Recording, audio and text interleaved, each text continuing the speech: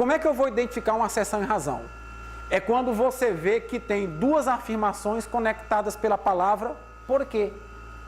E que as alternativas sejam as duas são verdadeiras e uma justificativa da outra. As duas são verdadeiras, mas uma não é justificativa da outra. Isso é uma acessão e razão. Aí vejam como é que um aluno de primeira viagem faz na análise de uma acessão e razão. É a questão de história. A filosofia exerce uma influência espiritual extremamente poderosa. Nos períodos de opressão, ela se opõe às propagandas.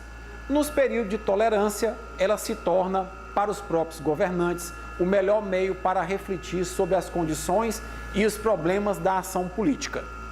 Em cima desse pequeno trecho, são feitas duas afirmações conectadas pela palavra porquê. Desde Marco Túlio Cícero, os filósofos constituem a inteligência do mundo romano e o pensamento filosófico assume um lugar importante na oposição ao poder ditatorial de Júlio César.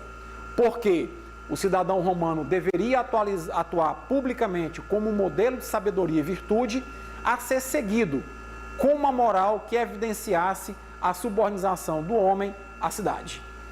Aí o aluno vai ver alternativas, né?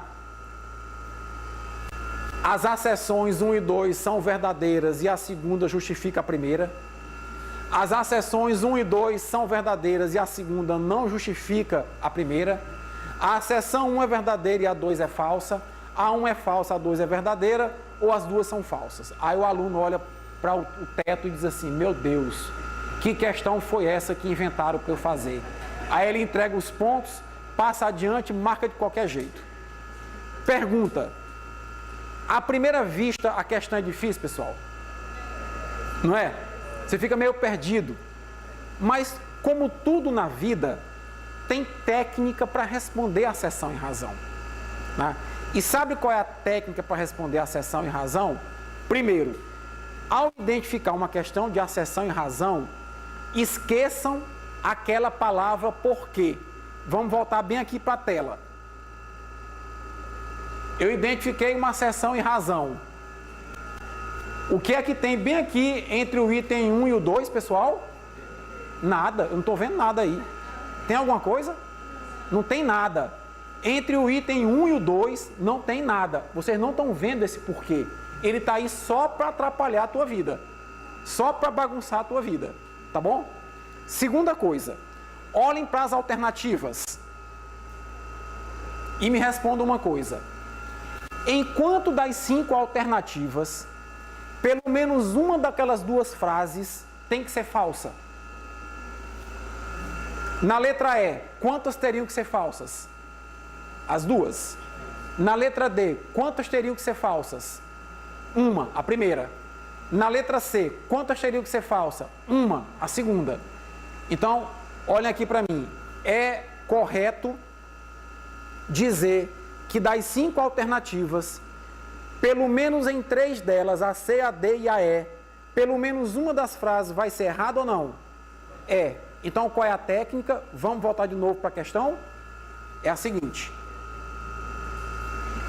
Leia a questão com atenção, esqueça a palavra porque ela só está aí para lhe atrapalhar e simplesmente julgue o item 1 e o 2 como verdadeiro ou falso. Repito, leia a questão, esqueça o porquê, leia o item 1 e coloque do lado, VOF. Leia o item 2 e coloque do lado, VOF. Isso por quê? Porque é o seguinte, pessoal, se pelo menos um desses itens for falso, eu já tenho a resposta. Está na letra C, D ou E. Por quê? Se o segundo item for falso, a letra é C. Se o primeiro for falso, a letra é D. Se ambos forem falsos, letra E, eu resolvi minha acessão e razão, agradeço a Deus e vou adiante na prova. Tá? Qual é o problema? É se as duas forem o quê? Verdadeiras. Porque se as duas forem verdadeiras, eu tenho que saber se a segunda justifica ou não quem? A primeira. E vamos voltar aqui agora para a questão de novo. Como é que eu vou saber se a segunda questão justifica a primeira? Simples. Tire a ideia central da segunda e com essa ideia central faça uma pergunta para a primeira. Se a resposta for sim, ela é uma justificativa, letra A. Se a resposta for não, ela não é uma justificativa, letra B. Então veja, qual é a ideia central da afirmação 2? Ela diz assim: o cidadão romano deveria atuar publicamente como modelo de sabedoria e virtude, a ser seguido, com uma moral que evidenciasse a subordinação do homem à cidade. Então, a ideia central da afirmação 2 é que o cidadão romano deveria valorizar a virtude subordinado a quem? A cidade. Né? Então, como é que eu faço? O cidadão romano deveria ser virtuoso porque, desde Marco Túlio, os filósofos constituíam a inteligência e o pensamento filosófico assume um lugar importante. Há relação entre as duas? Tá? Então, dito isso, eu vou avançar para dizer que as duas são verdadeiras. Mas a segunda está totalmente desconectada com quem? Com a primeira. Tá certo? E aí eu consigo perceber isso claramente com essa técnica. Então vamos recapitular? Síntese final. Viu a seção em razão. O que é que eu faço? Leio o texto, esqueço o porquê, julgo as duas como verdadeiras ou falsas. Se pelo menos uma for falsa, estou no céu de brigadeiro. Ou é C, ou é D, ou é E. É só escolher. Se a segunda for falsa é C, se a primeira for falsa D, se ambas forem falsas é. Se as duas forem verdadeiras, eu tenho que dar um segundo passo. Qual é?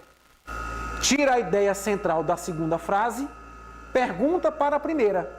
Se a resposta for sim e existir conexão entre elas, uma justifica a outra. Se não justifica. Letra B. Fica mais fácil assim, pessoal? Espero que tenha ajudado a compreender a lógica da seção e razão. Repito, em 2014 foram 5 questões desse tipo em cada prova. Tá bom? Com isso, nós finalizamos a apresentação dos 5 modelos de questão de múltipla escolha que vocês vão encontrar no ENAD. Certo? Agora eu vou mostrar o modelo de questão discursiva. Serão 5, 2 de conhecimento geral e 3 de conhecimento específico. E aí eu queria chamar a atenção para algumas coisas aqui na tela. Né? Olha só. O item discursivo vai avaliar a clareza, a coerência, a coesão que o aluno demonstra durante a redação de um tema. Vai permitir que o avaliador analise as estratégias argumentativas que o aluno utilizou. A correção gramatical vai ser levada em consideração, uso de vírgula, acentuação e o uso do vocabulário adequado, dando a você, aluno, a oportunidade de propor, aplicar, certo? Formular conclusões e assumir posicionamentos sobre certos temas, tá bom? Esse item discursivo, ele vai ter necessariamente, deixa eu só mudar aqui, ele vai ter necessariamente um enunciado claro com uma tarefa que você tem que executar na dissertação. Ele é parametrizado e ele normalmente vem subdividido em subitens A, B e C. Não vai ter proposições vagas, como comente. O que você comentar está valendo, eu pedi o teu comentário. O pior ainda, dê tua opinião. Embora errada, é a sua opinião. Isso não vai existir. Né? Comandos iniciados por quem, quando e onde também não vão existir. Porque não avaliam habilidades complexas. Né? E formatações de pergunta que admitam um sim ou não como resposta também não vão ocorrer. Eu vou colocar aqui para vocês 2 exemplos. O primeiro é uma questão discursiva de 2014 da parte de conhecimento geral. Todos os cursos fizeram essa questão, tá? O primeiro texto é uma figurinha de uma mãe piu-piu alimentando os filhotes no ninho e dialogando com eles. No segundo, é assim: as tecnologias informáticas, consideradas novos sistemas para tratar e representar a informação ancoradas nos sistemas convencionais, vão modificar o modo como as crianças estão habituadas a aprender e também ampliar o seu desenvolvimento cognitivo. Com base nesses dois textos, redija um texto dissertativo abordando os seguintes aspectos: a necessidade de contínua formação profissional do futuro professor de língua em um mundo cada vez mais tecnológico. B. Efeitos da contínua formação profissional do professor na prática escolar. Gente, imagina só quantas pessoas vão fazer ENAD no Brasil, dia 26 de novembro. A professora Rosário disse que só aqui na UESP são em torno de 3.000 estudantes. No Brasil todo, quantos não serão? Aí você imagina as pessoas que vão corrigir essas respostas discursivas, certo? O professor que vai corrigir, ele tá doido para te dar um 0 logo de cara e poupar o trabalho dele ler aquelas 15 linhas ou 20 linhas. E aí eu queria que voltasse bem aqui na tela para eu mostrar como é que se dá um 0 logo direto numa questão como essa. Qual é o comando ali embaixo? Com base nesses textos, redija um texto dissertativo. Aí o aluno menos atento faz o quê? Ele coloca A, responder o item A. Coloca B e vai responder o item B. E na hora que o professor que vai corrigir vê resposta A e B, bota um X e dá um 0 na questão. Poupou a ele tempo de correção. Por quê? Porque o aluno não obedeceu o comando. Qual é o comando? De novo na tela, ó. Redige um texto dissertativo. Você tem que redigir uma dissertação, abordando na primeira parte da dissertação a necessidade do professor se familiarizar com a tecnologia e, segundo, finalizar a dissertação argumentando qual o efeito da contínua formação do professor na sua prática profissional. Mas lembre, é uma dissertação, então sempre na hora de responder o item discursivo, atente para o comando que foi dado. Se é para redigir um texto dissertativo, redija o texto dissertativo. Paulo Henrique, e para que serve esses itens A, B, às vezes C? É apenas uma orientação que o elaborador da questão está dando dos itens que ele quer que você contemple na dissertação. Quem contemplar aqueles itens na dissertação vai ter uma maior pontuação. Tá certo? Pois bem, diametralmente oposta a essa proposta de item discursivo, vamos ver o segundo tipo, o segundo modelo. Já viram aquele brinquedinho chamado Torre de Hanoi? Que são com argolas que você tem que mudar as argolas de pino numa mesma lógica, numa mesma ordem, com o menor número de mexida possível? Pois bem, a questão fala sobre a Torre de Hanoi, tem um texto explicando o que é a Torre de Hanoi, e aí vem um comando lá embaixo que eu quero que vocês atentem. Considerando uma Torre de Hanoi de 3 pinos, faça o que se pede nos itens a seguir. Pergunto, o comando agora é elaborar uma dissertação? Não. O comando agora é fazer o que se pede nos itens a seguir. Então, agora com esse comando, vale colocar item A, respondeu A, item B, respondeu B, item C, respondeu C. Certo? De tal forma que eu queria que vocês atentassem para os itens discursivos a essas duas possibilidades. Quando ele pediu um texto dissertativo, redige uma dissertação contemplando os itens na dissertação. Quando ele pedir para responder os itens, não faça dissertação. Responda os itens que ele pediu. Mas é fundamental que você atente para o comando. Por quê? Porque essa questão discursiva vale 10 pontos. Ela vale o dobro do item de múltipla escolha. ela tem um peso muito maior. Então, o aluno indo bem no item discursivo, ele será muito bem avaliado na prova do ENAD, tá bom? Vamos avançar. Para finalizar, aos alunos que não responderam ainda o questionário socioeconômico, repito, o coordenador inscreveu você no ENAD, mas quem valida a inscrição é você, estudante, ao finalizar o questionário. Você tem que finalizar o questionário para confirmar a tua inscrição no ENAD. Caso contrário, no dia da prova você vai comparecer ao local de prova e não vai estar com a tua inscrição confirmada e não vai fazer a prova. Então você tem que finalizar o questionário do estudante até o dia 26. Repito, quanto antes melhor. Então o questionário, ele tem as 26 primeiras questões, elas são genéricas, não impactam na nota do curso, certo? E elas perguntam qual é o teu estado civil, tua raça, renda familiar, escolaridade dos pais.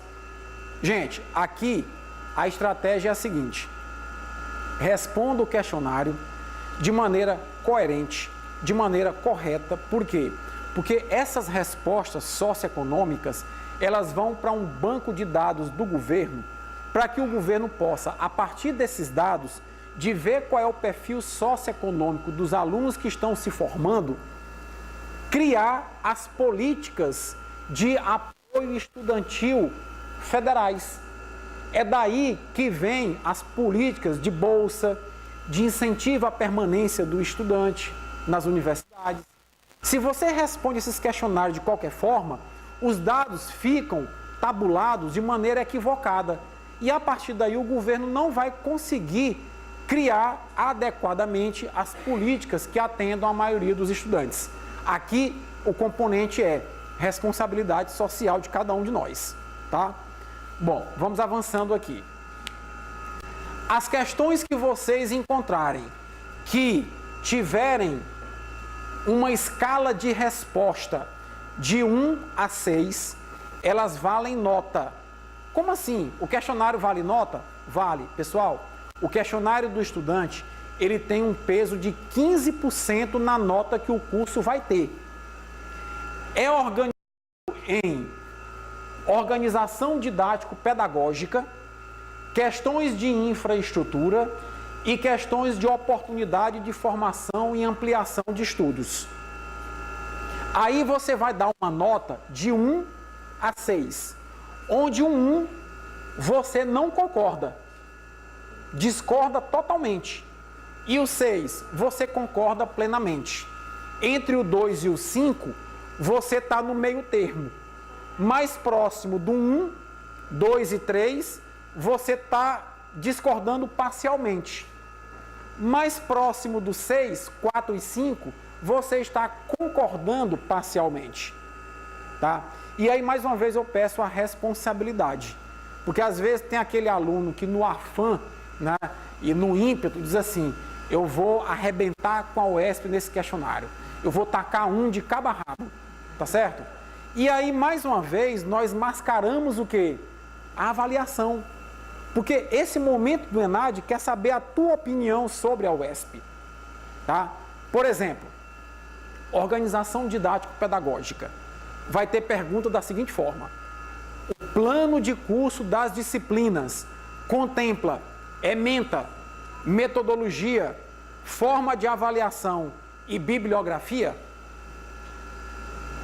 Eu sou professor desta casa já há 15 anos.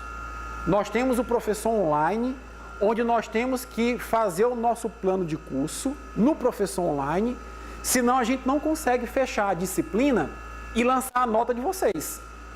E lá no professor online, professor Omar e professor Franklin, que estão aqui, professor Raimundo, né, e a professora Rosário, nós temos o espaço da ementa ou não? Tem o espaço de colocar o conteúdo, os objetivos da disciplina, tá? A forma de avaliação e a bibliografia básica e complementar. E mais ainda, o que é que todo professor faz no primeiro dia de aula? Ele apresenta o plano de quê? De curso. E vocês, no aluno online, têm acesso ao plano de curso. Então, essas questões de organização didático-pedagógica, eu não vejo como nós sermos mal avaliados, porque é uma prática do nosso cotidiano, já fazer esse plano de curso, já fazer essa construção coletiva com vocês, tá? Bom, aí vem as questões de infraestrutura. Pergunta do tipo, os espaços destinados às aulas teóricas são suficientes para a quantidade de aluno? Veja a pergunta. Está perguntando se as salas destinadas para as aulas teóricas cabem os alunos dentro. Se é adequado à dimensão e à quantidade de aluno. Aí você tem que dar nota de 1 a 6. Tá certo? Se você concorda plenamente que os alunos cabem dentro da sala, não está perguntando se a sala é de granito, se a iluminação é de LED, está perguntando se o espaço da sala teórica é adequado aos alunos. Você responde e dá a tua nota. Outra pergunta de infraestrutura. Os equipamentos destinados às aulas práticas são adequados em número? Aí você vai ter que dar uma resposta. Nós sabemos que é um calcanhar de Aquiles da UESP, laboratórios, né? Se você marcar 1, você está dizendo que os laboratórios não existem. Se você concordar que até que eles existem, mas são inadequados, você vai marcar ali entre 2 e 5. Repito, 2 e 3, se você acha que eles estão inadequados para baixo, tá? 4 e 5, se você acha que eles estão adequados para bom, razoável. Então, é o teu livre-arbítrio que vai dar essa resposta. Mas faça essa resposta de maneira coerente. Por quê? Qual é o papel do gestor da universidade? Gente, a universidade, ela só avança se ela tiver dados coletados para que a gente possa pautar as ações de gestão e planejamento em cima desses dados. Quando for no início do próximo ano, o MEC manda para a UESP, para a professora Rosário, um relatório e cada coordenador recebe de como vocês responderam essas questões. E aí esse relatório vai apontar dados dos alunos de Correntes, Salomão, de Parnaíba, Eider, Piripiri, Mike, Tatiana em Campo Maior, João Batista lá em Oeiras, né? Como foi que vocês responderam o questionário? E aí os coordenadores lá em Campo Maior, Piripiri, Oeiras, Picos, Floriano lá, com a Ariete e o Adail, vão se reunir e dizer, olha, os alunos falaram de infraestrutura, isso, isso e isso. É coerente? É. Vamos fazer documentos para enviar à administração superior para que ela monte estrutura de planejamento e gestão para atender essa demanda. Porque se no próximo ano a avaliação for a mesma, nós estamos parados no tempo.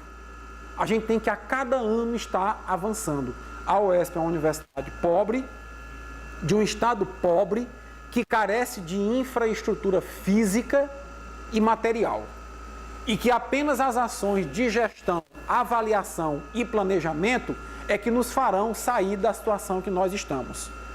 Eu costumo ouvir o seguinte, que nossa universidade tem como grande patrimônio os recursos humanos dos técnicos, de professores e estudantes. Mas nós não podemos nos conformar em continuar assim.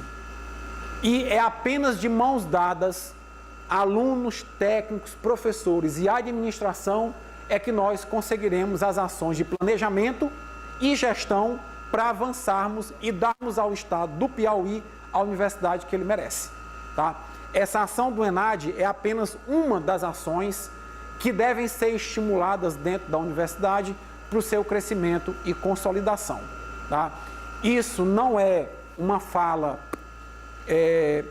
política, tampouco uma fala desprovida de critérios técnicos. É uma fala que traduz o que existe nos instrumentos legais para a educação superior, certo? Enquanto vocês, alunos, não forem parceiros mais do que já são conosco da administração, conosco da docência, nós não vamos avançar, certo? É por isso que eu finalizo essa minha fala, né, colocando aqui esse símbolo. O símbolo do projeto UESP mais ENAD, que já está na estrada há 3 anos, é mãos dadas. É parceria de estudantes, técnicos e professores em prol da governança, em prol das boas práticas de gestão acadêmica, administrativa e financeira dessa universidade. Tá bom? Então, com isso eu termino minha fala, esperando que vocês que estão aqui presentes no auditório de ENAD e vocês que estão aí acompanhando pela internet sejam multiplicadores dessa ideia. Propaguem essa ideia que nós passamos aqui junto aos outros alunos do ENAD para que nós possamos, de mãos dadas, tentar construir cada vez mais uma UESP que atenda aos anseios da sociedade piauiense. Tá? Obrigado pela atenção de vocês. Se falei demais, encerro por aqui a minha fala. Tá?